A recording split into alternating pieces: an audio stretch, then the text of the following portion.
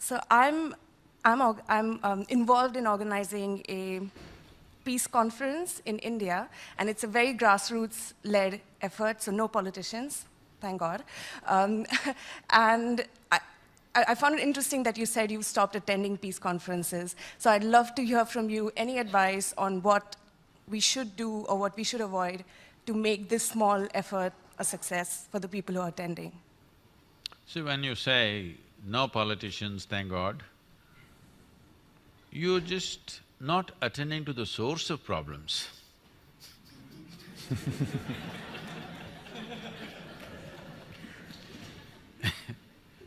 Politicians are not another breed of people.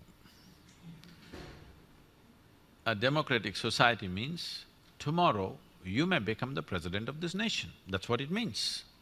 Yes? If you're willing to stick your neck out, you may become the president of this country or a prime minister of another country.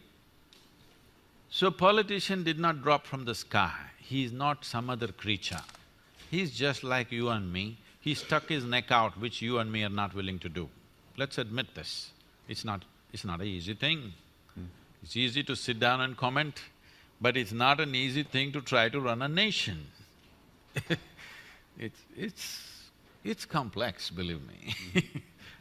So, you must have politicians, but you must have an atmosphere where it's not political in nature, where they will also let their hair down and talk like common citizens or human beings, but without them, what are you going to change? So peace conferences, if it's just an entertainment, you can gather your friends and have a peace conference.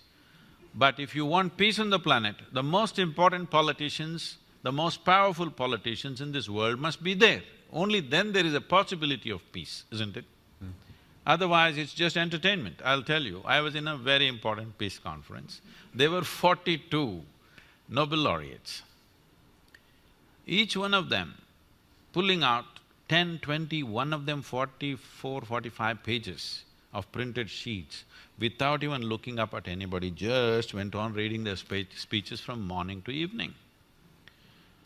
And slowly the hall was becoming peaceful.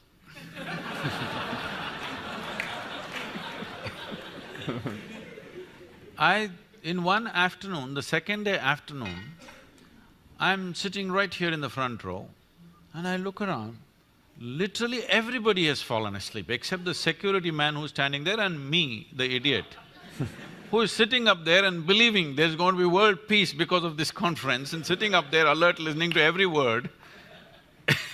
Then I looked around, everybody's become very peaceful. They've been having late-night parties and they're all very peaceful. Then when my turn to speak came, I said, see, I've heard so much peace since yesterday. I want to ask you, can all of you or any of you put your hand on your heart and say, you are genuinely peaceful in your life? They were straight enough, they said, no, we are not peaceful. I said, if you cannot make your mind peaceful, how the hell are you going to make the world peaceful?